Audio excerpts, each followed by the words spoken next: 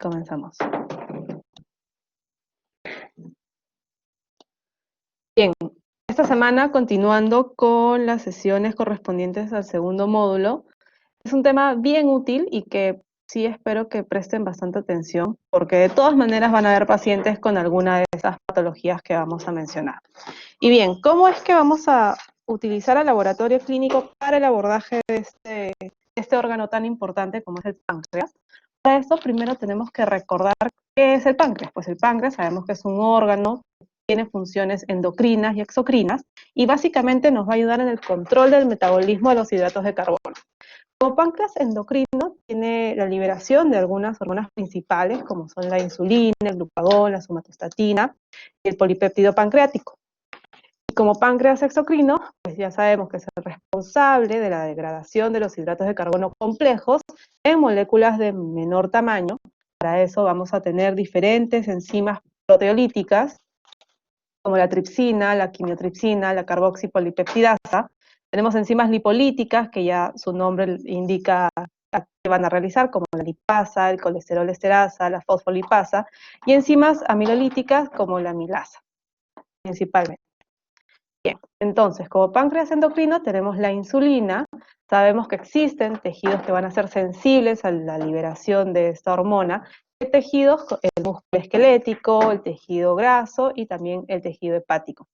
Entonces, la insulina va a estimular la captación de glucosa y vamos a formar entonces glucógeno e inhibir la síntesis de glucosa. En correspondencia se va a formar un feedback. Luego tenemos el glucagón, que actúa principalmente a nivel hepático, donde va a estimular la formación de glucosa y posteriormente va a haber la cetogénesis.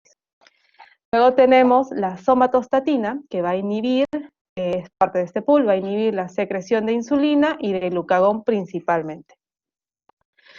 Uno de los cuadros característicos y que son de frecuente aparición en las emergencias es el cuadro de pancreatitis.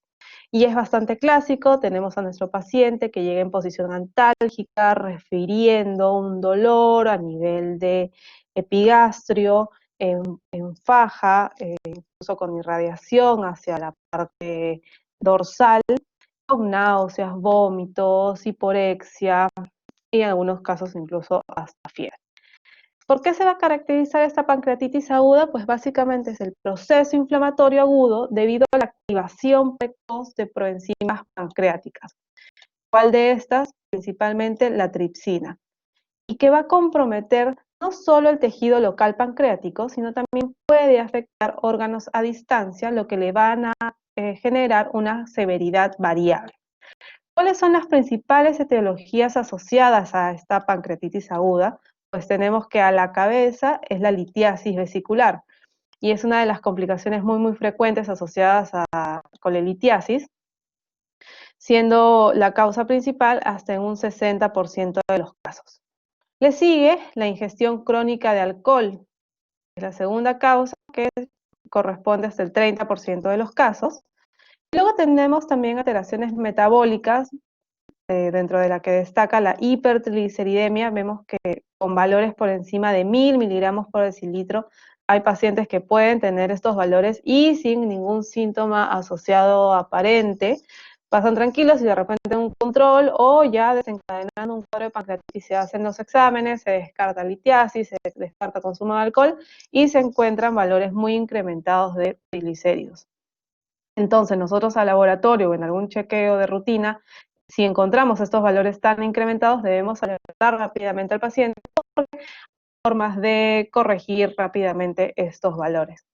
Luego tenemos la hipercalcemia, que es como complicación de un hiperparatiroidismo, puede cursar con pancreatitis agudas, y también los casos de insuficiencia renal.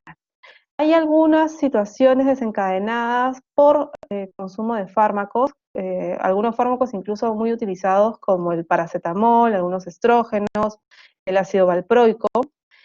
Una de las etiologías no muy infrecuentes es por traumatismo directo, generalmente a consecuencias de accidentes automovilísticos, traumatismo directo en el abdomen, o ya sea también como una complicación postquirúrgica, a veces posterior a una CEPRE o una manometría de esfínter de Oddi, podría nuestro paciente cursar con una pancreatitis.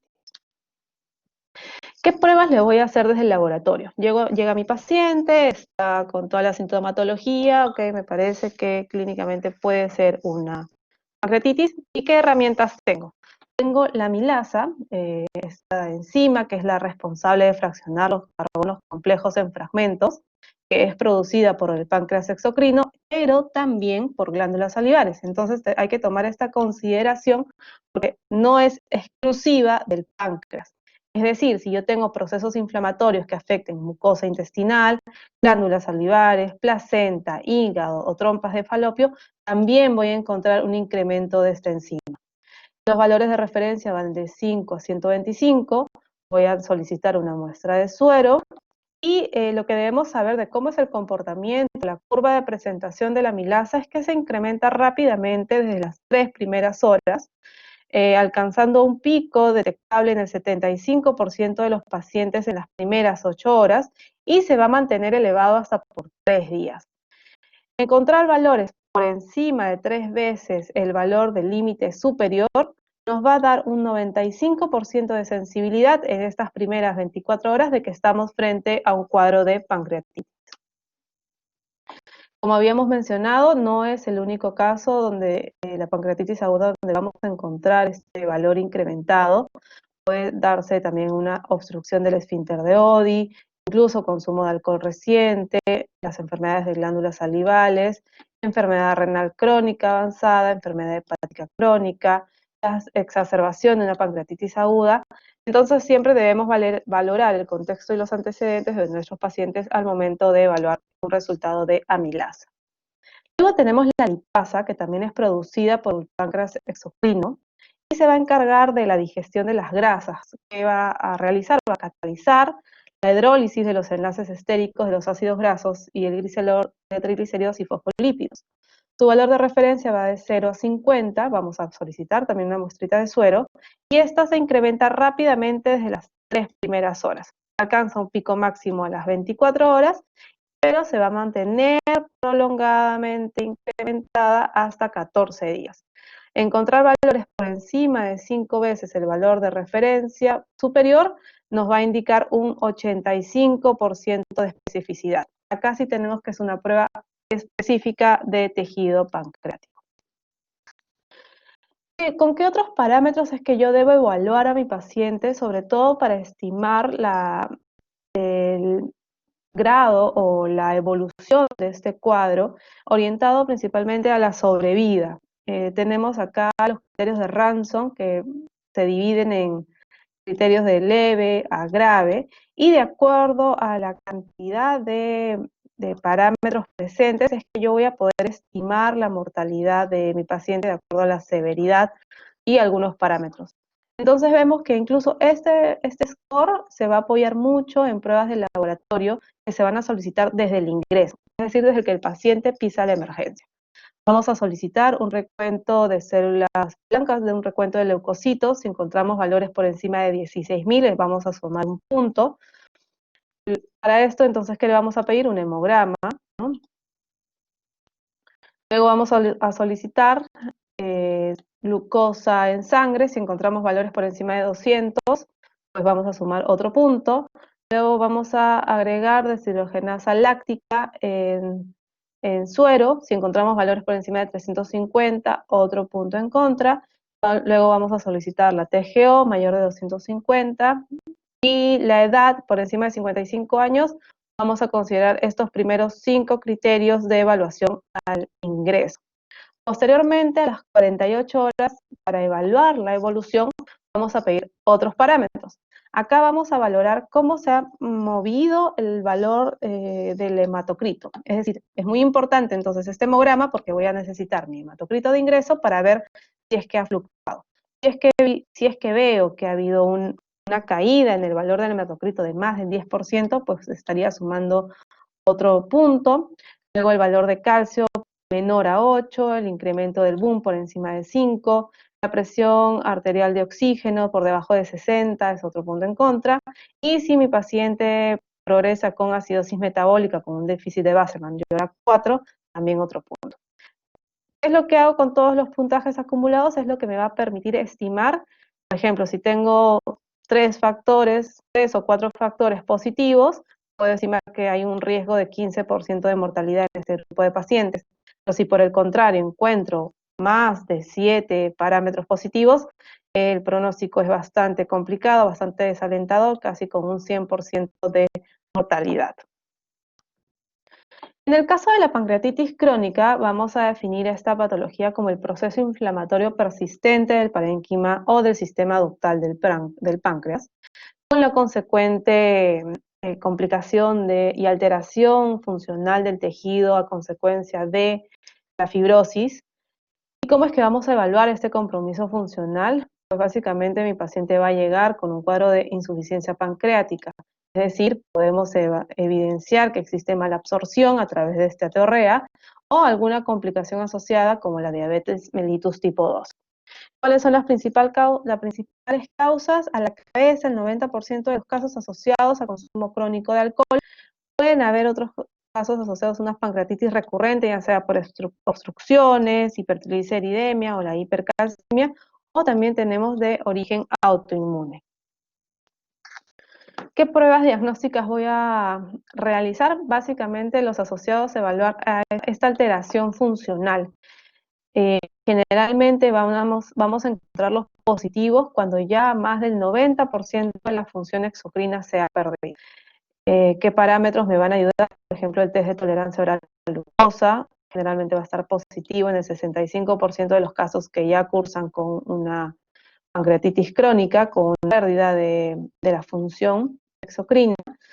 Luego tenemos la presencia de grasa fecal y en algunos casos, un 10%, podemos encontrar incluso afectación de amilasa y lipasa. Otro de los cuadros que se asocian y que pues, creo yo es uno de los más importantes cuando hablamos de páncreas es el cuadro de diabetes mellitus. Para eso vamos a basarnos en la revisión anual que realiza la Asociación Americana de Diabetes a través de los estándares para manejo y cuidado en donde se establecen no solamente las definiciones claras de los tipos de diabetes, las características de estos, sino también diferentes metas terapéuticas que buscan alcanzar los endocrinólogos con sus pacientes, sobre todo para mejorar a largo plazo la calidad de vida. Se incluyen también las diferentes estrategias terapéuticas y algunas. En lo que es laboratorio casi no ha variado el esquema diagnóstico, el esquema de abordaje, pero lo que es en tratamiento, estilos de vida, etcétera, ahí sí ha cambiado. Acá les voy a dejar el link de acceso para que puedan también descargar la guía y que se renueva anualmente. ¿Cómo es que clasifica el ADA a la diabetes? Pues tenemos principalmente 4 tipos de clasificación. Tenemos la diabetes tipo 1, que es la donde se va a dar la destrucción autoinmune de las células beta, donde vamos a tener una deficiencia absoluta de insulina. En el caso de diabetes 2 se define como la pérdida progresiva de la secreción de células beta y que se va a asociar a un cuadro de insulinoresistencia, es decir, progresivo.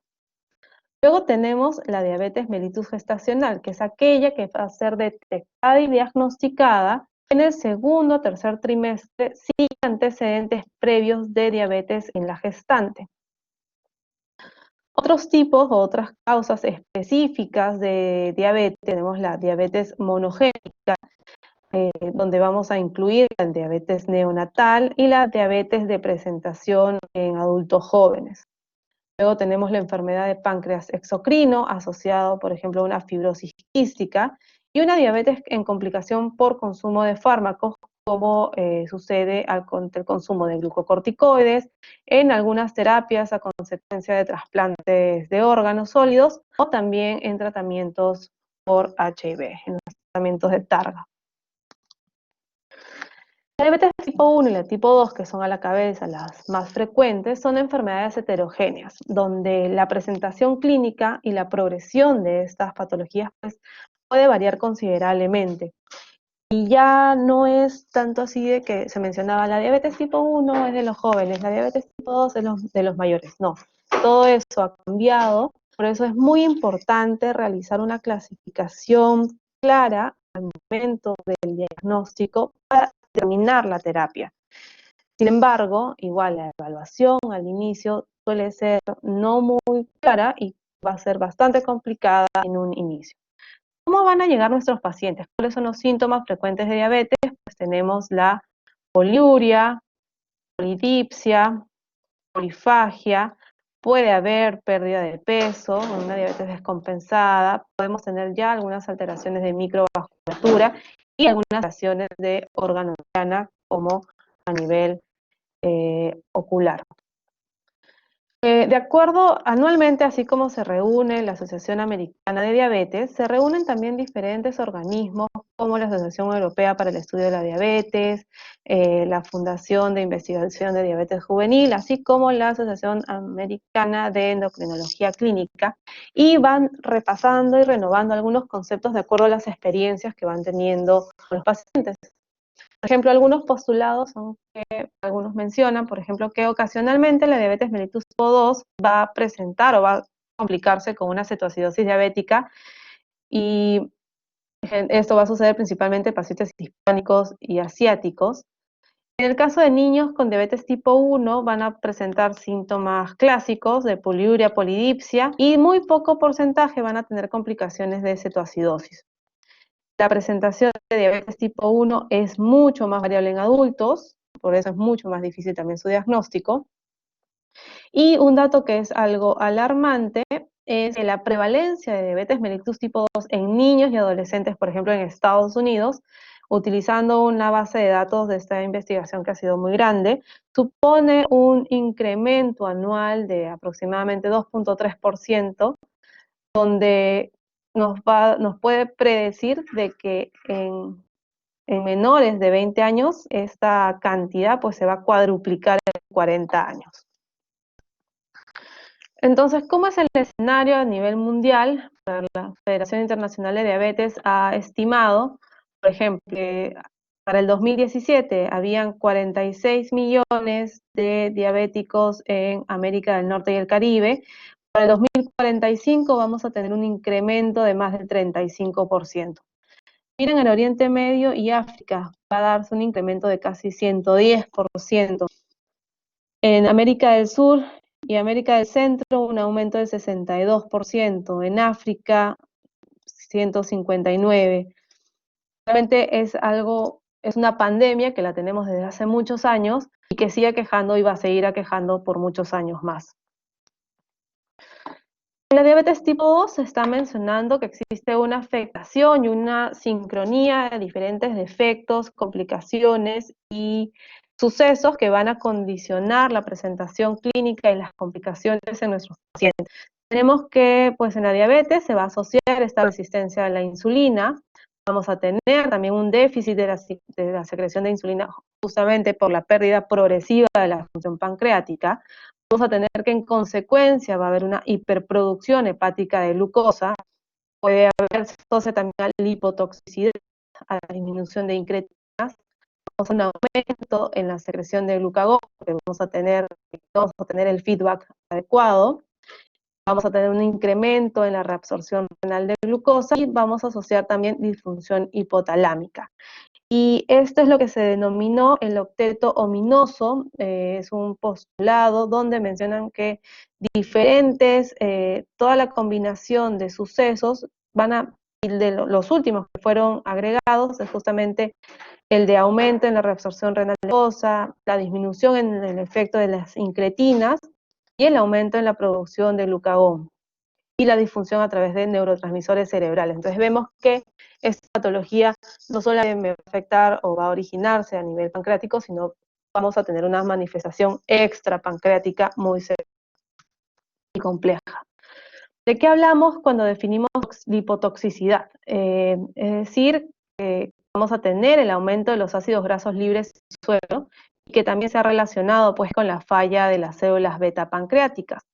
Vamos a tener que se va a dar una activación de los macrófagos, va a suceder una suerte de mecanismo inflamatorio crónico, donde vamos a tener la infiltración del tejido adiposo, va a haber liberación de citoquinas inflamatorias, la interleuquina 6, la proteína C reactiva, que van a sumar estrés, hipoxia, hipertrofia necrosis y finalmente el incremento de la lipólisis.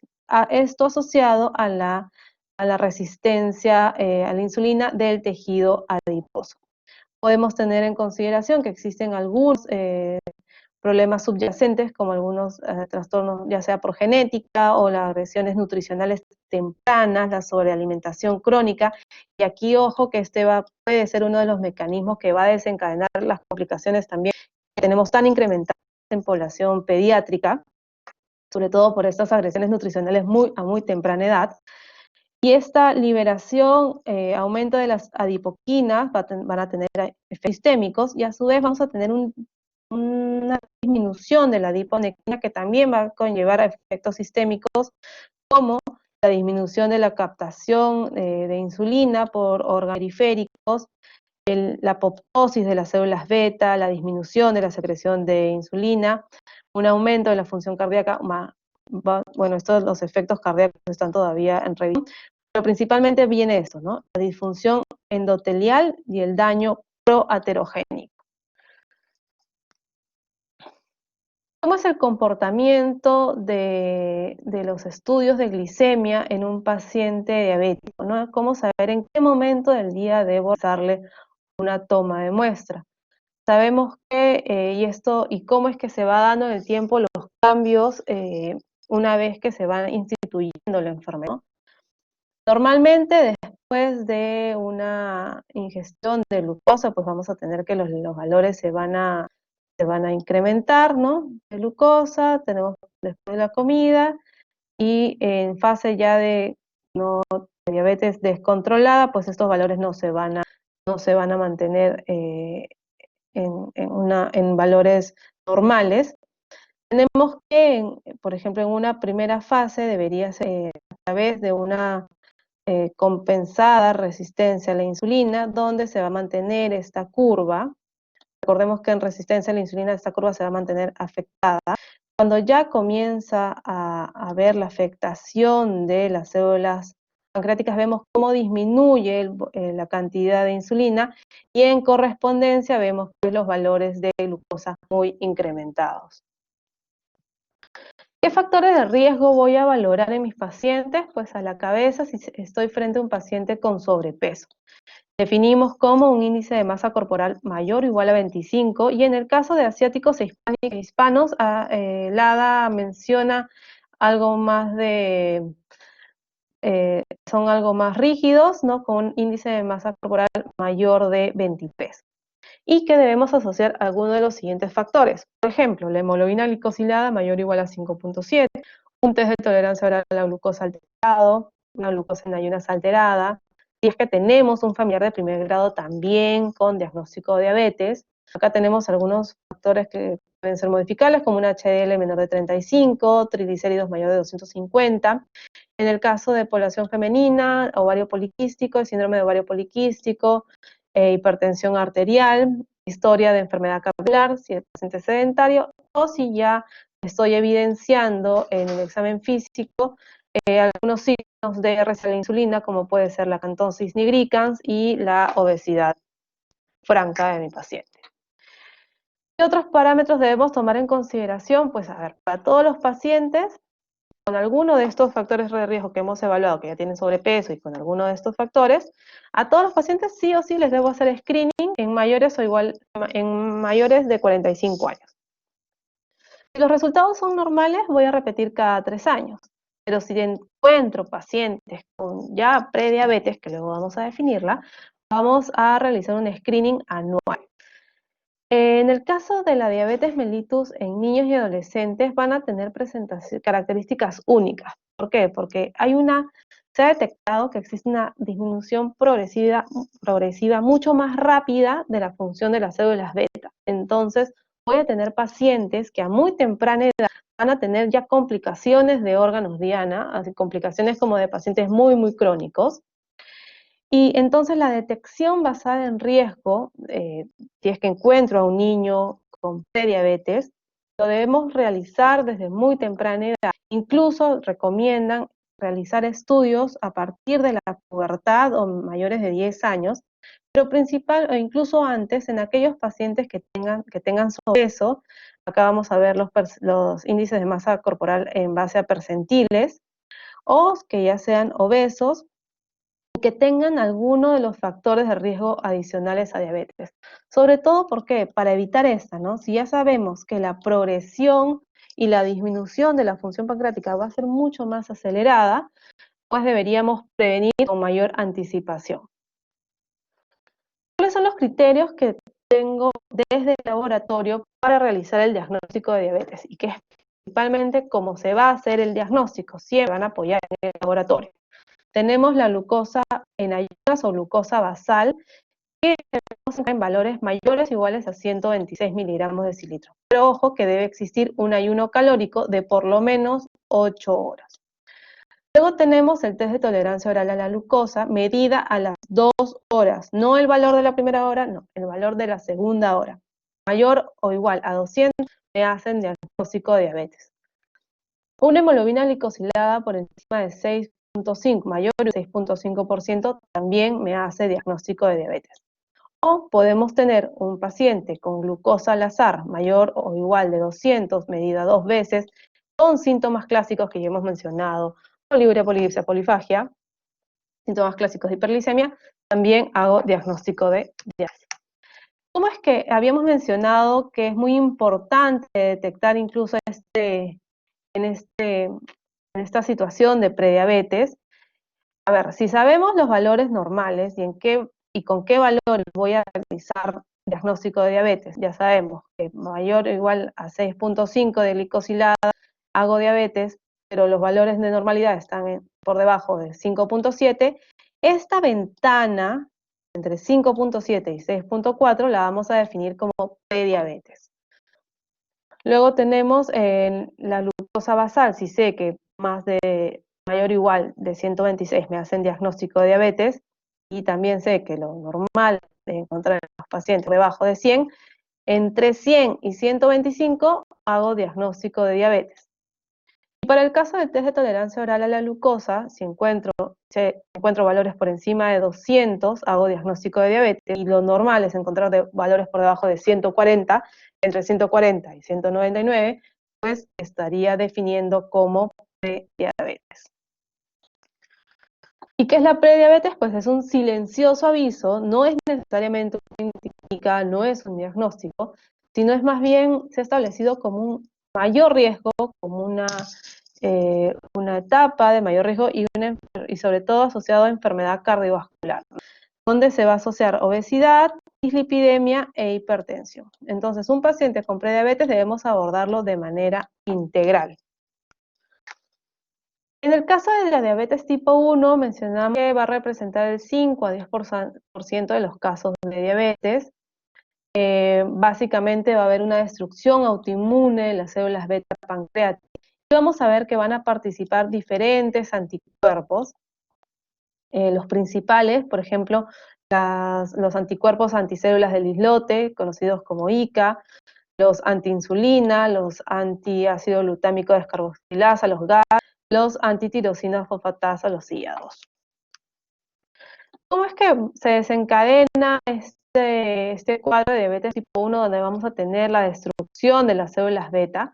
Pues comienza principalmente con una predisposición genética. Vamos a encontrar que los genes ligados al HLE, HLA, DR3, DQ8 son los que van a presentar mayor riesgo. A esto le tenemos que sumar factores ambientales, que pueden ser ya sea una infección vírica o un daño directo en las células beta, van a desencadenar la respuesta inmune de estas células beta normales o aquellas que ya han sido que estén genéticamente alteradas, ¿no? Vamos a tener posteriormente un ataque autoinmune con la correspondiente destrucción de las células beta. ¿Cuáles son las pruebas que vamos a tomar en consideración? Pues los anticuerpos anticitoplasma de células del islote. Vamos a tener que nos van a ayudar y son los tipos más comunes detectados al inicio de la enfermedad, detectados hasta en el 80% de los diabetes tipo 1. Luego tenemos los anticuerpos de descarboxilasa de ácido glutámico, y del mismo modo bastante frecuentes en recién diagnosticados. Luego tenemos las células asociadas a insulinoma, en el 60% de los casos. Contra insulina, vamos a ver que generalmente la utilizamos en pacientes pediátricos, nos encontramos en un 50%, no de tan frecuente presentación en adultos. ¿Cómo va a ser la línea de tiempo? Desde la predisposición genética vamos a tener este desencadenante ambiental, vamos a iniciar un cuadro de insulitis con una lesión inicial de las células beta. Luego vemos que comienzan a producir los autoanticuerpos, comienza a haber una primera fase ya de pérdida de la respuesta a la insulina, una de diabetes, que puede ya manifestarse con una intolerancia a la glucosa. Ya tenemos estos valores alterados, por ejemplo, en el test de tolerancia oral a la glucosa, y posteriormente, cuando ya se inicia la presentación clínica, posiblemente ya estaremos realizando nuestro diagnóstico de diabetes. Al tener este fondo autoinmune, pacientes con diabetes mellitus tipo 1, donde vamos a ver, y repito nuevamente, para desarrollar una enfermedad autoinmune tiene que sumar una base genética, una regulación inmune alterada y un factor desencadenante. ¿Qué otras patologías autoinmunes podrían acompañar también a mi paciente con diabetes tipo 1? Pues tenemos a la tiroiditis de Hashimoto, tenemos a la enfermedad de Graves, la enfermedad de Addison, la enfermedad celíaca, el vitiligo, la hepatitis autoinmune, la miastenia gravis y la perniciosa. Desde el laboratorio, ¿qué herramientas voy a tener? Ya habíamos dicho, si necesitamos realizar diagnóstico de diabetes y nos valemos de una glucosa en ayunas, pues les voy a pedir cosas. Puedo trabajar la glucosa ya sea en suero, en plasma o en sangre total. En suero es la clásica, donde voy a utilizar un separador de coágulo y voy a quedarme con la fracción de suero. Plasma, donde necesito utilizar anticoagulantes como el fluoruro de sodio o la heparina, y generalmente los utilizo para pruebas en emergencia. Y en sangre total, por ejemplo, es aquella metodología colorimétrica que se puede, incluso los pacientes tienen en sus casas estos glucómetros para control rápido de glucosa. Tenemos diferentes metodologías, la glucosa oxidasa y la glucosa exoquinasa. Son métodos enzimáticos.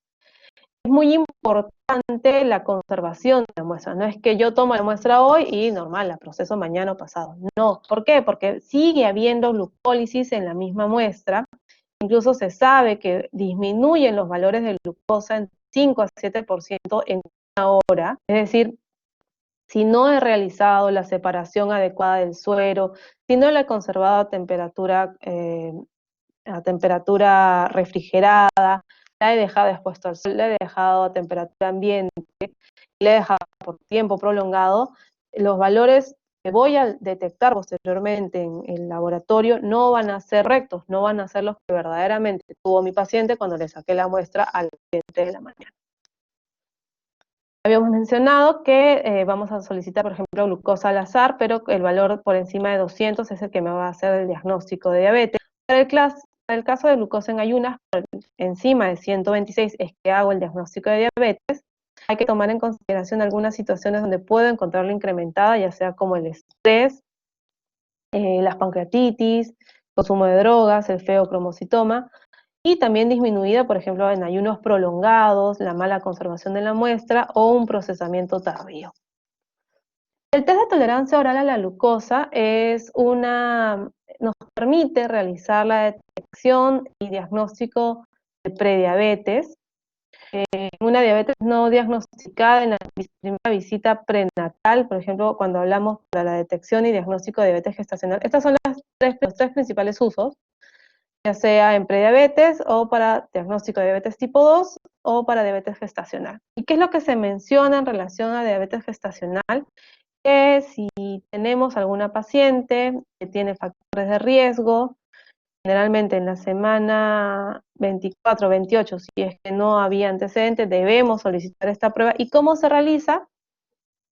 Utilizando el test de tolerancia a la glucosa con una carga de 75 gramos de glucosa, ¿no? ¿En qué consiste el procedimiento? Pues debemos pedirle a nuestro paciente que venga en ayunas, no debe haber comido ni bebido nada en las 8 a 12 horas previas al examen. Vamos a darle una solución de 75 gramos de glucosa anhidra en 300 mililitros de agua. Es una solución bastante hiperosmolar, que incluso se le recomienda que sea consumida en pequeños sorbos, porque al tener esta carga hiperosmolar incluso puede generar un reflejo nauseoso cuando llega a nivel gástrico. Y debemos examinar luego la muestra vamos a tomar una primera muestra basal, luego tomamos una muestra a la hora y luego a las 2 horas. ¿Para qué? Para hacer esta curva, si esta es la curva normal, donde por ejemplo acá tenemos valores de 100, ¿no? En ayunas está debajo de 100. Veamos que es 50, por ejemplo. Entonces, después de la sobrecarga de glucosa, pues obviamente voy a tener un pico que se va a incrementar, pero en un paciente normal, su páncreas funciona bien, normaliza los valores. ¿Qué es lo que sucede en un paciente con intolerancia a la glucosa? Vemos que ya de por sí la glucosa basal no va a comenzar en valores óptimos, vamos a tener una curva con un incremento marcado a la primera hora. Sin embargo, hasta ahí no me ayuda la primera hora para hacer diagnóstico de diabetes, pero para la segunda hora baja. No baja a valores o rangos de normalidad, es decir, por debajo de 140, sino se mantiene por encima de entre 140 y 199. Acá hago un diagnóstico de prediabetes, o también estaría mencionando una tolerancia a la glucosa, una intolerancia a la glucosa. En el caso de un paciente diabético, ¿cómo es que se va a comportar esta curva? Pues comienza también la basal bastante incrementada, y a la segunda hora voy a encontrar valores por encima de 200. Aquí le digo a mi paciente, lamentablemente, tiene diagnóstico de diabetes. Otra herramienta importante que recomienda el ADA por esta molécula que se usa desde hace no tantos años, pero que vino a complementar bastante bien a la prueba de glucosa convencional y a la tolerancia a la glucosa. Y es básicamente la hemoglobina glicosilada. Vamos a trabajarla en sangre anticoagulada. Y lo más importante de esta prueba es que no necesita ayuno, es decir, podemos tomarla en cualquier momento del día. No se va a ver afectada por factores agudos como lo que sucede con la glucosa. Por ejemplo, pasaba con algunos pacientes que sabían que no habían hecho su tratamiento, no estaban bien controlados, pero 12 horas antes de la toma de muestra no comían nada, 24 horas no comían nada, pura agüita. Obviamente su glucosa en ayunas iba a salir súper baja, normal, pues aparentemente estaba bien, pero con esta hemoglobina glicosilada vamos a poder evaluar los valores de cómo ha estado la glucosa media, la glicemia de nuestro paciente durante las últimas 6 a 12 semanas previas. Es una metodología estandarizada y cuyos valores y rangos de detección ya están definidos. Incluso se puede extrapolar los valores de la hemoglobina glicosilada con un valor promedio de cómo ha estado yendo la glicemia del paciente. Por ejemplo, si sé que mi paciente encuentran un 8% de hemoglobina glicosilada, yo ya le podría estar diciendo, señor, por ejemplo, su glucosa no ha bajado en las últimas semanas de 170.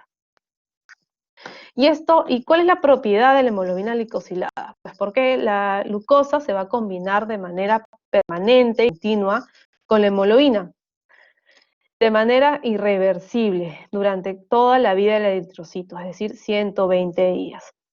Sin embargo, hay que tomar en consideración que cualquier condición clínica que acorte la sobrevida de este eritrocito, pues va a darnos resultados falsamente bajos, que como puede suceder, por ejemplo, en hemorragias agudas, en una anemia hemolítica, en anemias ferropénicas o también en una transfusión sanguínea. La hemoglobina glicosilada también se ha establecido dentro de la como alguna meta diagnóstica, una meta de manejo. Por ejemplo, valores por debajo de 7% se ha asociado a la reducción de complicaciones microvasculares, y hay que tomar en consideración también que en algunos casos vamos a encontrar hemoglobinopatías, es decir, defectos en la vida del eritrocito, defectos en las características del eritrocito, de esta molécula de globina, que pueden afectar con la determinación de la prueba. Otra prueba de laboratorio que nos va a ayudar es la fructosamina. Básicamente bajo el mismo principio, donde sabemos pues que muchas proteínas distintas a la hemoglobina van a someterse también a glicación no enzimática, entonces se van a formar productos finales de glucosilación avanzada y van a tener un papel importante en el desarrollo de complicaciones microvasculares. La concentración de estas proteínas, ya sea por ejemplo la glucoalbúmina o algunas proteínas totales glucosiladas, se pueden utilizar también para el control glicémico. Y acá a la cabeza tenemos la fructosamina. Sus valores van de 1.8 a 2.8 y en general tiene una buena correlación la fructosamina con la hemoglobina glicosilada. Sin embargo, hay algunos factores que tenemos que tomar en consideración. Por ejemplo, si es que el recambio de albúmina de mi paciente es mucho más rápido que el de la hemoglobina, por ejemplo, algunos valores séricos de la fructosamina pues, van a reflejar los valores medios de glucosa en sangre durante un periodo de tiempo más corto. Es por eso esta es una de las desventajas, ¿no? Porque va a depender principalmente del recambio de albúmina. Luego, los valores de fructosamina plasmática vamos a tener que ajustarlos si los valores de albúmina se encuentran alterados. Entonces, en líneas generales, siempre se va a recomendar la hemoglobina glicosilada, que es mucho más estable, está estandarizada, pero la fructosamina es una buena herramienta solo en aquellos casos en los que el resultado de la hemoglobina glicosilada podría estar falsamente alterada, ya sea porque mi paciente tiene una enfermedad concomitante y pues vamos a valernos de esta herramienta. Recordando que, por ejemplo, la glucosa me va a dar una medida del momento, del tiempo cero, en el momento que la tomo. La fructosamina me va a dar una medida que puedo extrapolarla a los últimos 15 días. A los últimos 15 días, 2 semanas. Y en el caso de la glicosilada, la puedo extrapolar estos valores de glicemia incluso hasta por 12 semanas, que es la vida del eritrocito. ¿Qué factores pueden modificar los valores de la hemoglobina glicosilada? Pues tenemos desde recambios patológicos a nivel de glóbulos rojos. Por ejemplo, si hay un bajo recambio, ya sea por la anemia por déficit de hierro, por déficit de vitamina B12, por déficit de folato, voy a manejar hemoglobinas glicosiladas elevadas. Si tengo una hemoglobina fetal, me va a agregar va a ser una interferencia, ¿no?, de la hemoglobina glicosilada. Y en pacientes con enfermedad renal crónica también pueden haber en presencia de concentraciones elevadas de urea, podemos tener defectos en la hemoglobina. ¿Y en qué situaciones, por el contrario, voy a encontrar valores disminuidos? Puedo encontrar valores disminuidos de la hemoglobina glicosilada, por ejemplo, en hemólisis, en la anemia, en los tratamientos o tratamientos con eritropoyetina, en la presencia de hemoglobina S, en pacientes con hemodiálisis, de recambio alterado y en tratamiento con eritropoyetina. Otra herramienta que podemos utilizar desde el laboratorio es el péptido C. Y el péptido C, pues vamos a saber que es una fracción de esta insulina que luego va a derivar en péptido C y en insulina. Y se va a producir en una porción equimolar de la insulina. El péptido C lo va a utilizar en lugar de la insulina para valorar la función de las células beta pancreáticas, es decir, la capacidad de secreción de insulina, por dos razones fundamentales. El péptido C no va a estar sujeto a un proceso de extracción pancreática, a diferencia de la insulina, por lo que nos va a reflejar de mejor manera la secreción portal de insulina. Nos va a permitir valorar la secreción endógena de insulina en aquellos pacientes que más bien son tratados con insulina exógena, ya que esta voy a poderla detectar incluso si es que utilizara una metodología convencional para medir insulina.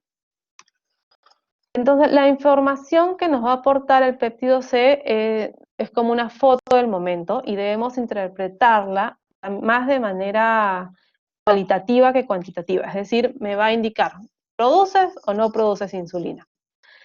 Recordemos también pues, que el péptido C, la excreción de esta molécula es fundamentalmente renal. Entonces, en un paciente con insuficiencia renal, los valores que yo encuentre no necesariamente van a ser eso. Vamos a saber que si la depuración está alterada, voy a tener un acúmulo de este valor.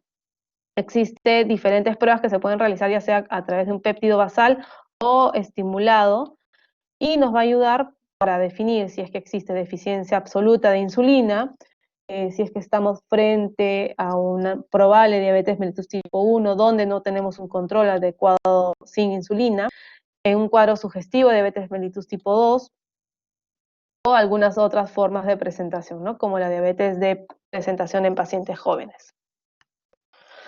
En cuanto a las complicaciones de diabetes, en la diabetes, tenemos que más los pacientes van a terminar pues falleciendo y complicándose la calidad de vida se va a afectar tremendamente por las complicaciones derivadas de este cuadro que coge tantos órganos, que afecta a tantos órganos. Sabemos que la diabetes, cada 6 segundos va a fallecer una persona por complicaciones asociadas a diabetes. En cuanto a nivel cardiovascular, existe un riesgo de 2 a 4 veces mayor en pacientes diabéticos. Del mismo modo, a nivel de ictus, eventos químicos, eventos hemorrágicos cerebrales, un riesgo de 2 a 4 veces mayor. Por ejemplo, en Estados Unidos se menciona que en las próximas 24 horas se van a diagnosticar más de 5.000 pacientes. En las próximas 24 horas vamos a tener más de 1.000 nuevos casos de retinopatías diabéticas, más de 100 casos de pacientes que van a comenzar diálisis y más de 180 pacientes que van a sufrir una amputación de algún órgano. Entonces vemos que las complicaciones son bastante severas, bastante comprometedoras de la calidad de vida, por lo que tomar una acción, un diagnóstico temprano y un manejo con dianas terapéuticas establecidas y óptimas, y sobre todo que de fondo con la educación del paciente va a ser muy importante. Algunas de las complicaciones agudas o algunas presentaciones con las que podría llegar nuestro paciente por emergencia, por ejemplo, es una cetoacidosis diabética, donde nuestro paciente va a cursar con deshidratación, aliento frutado, clasificado al aliento de manzanas, hipotensión ortostática, taquipnea, taquicardia, dolor abdominal, náuseas, vómitos. Generalmente va a existir algún antecedente de infección viral, trauma o estrés emocional, y básicamente este cuadro se va a dar por un déficit severo de insulina asociado a exceso de hormonas catabólicas. ¿Qué es lo que vamos a tener? Va a aumentar la producción de glucosa y va a disminuir su utilización, que nos va a llevar a un cuadro de hiperglicemia, que va a generar un compromiso de conciencia por hiperosmolaridad y la deshidratación y pérdida de electrolitos por glucosuria.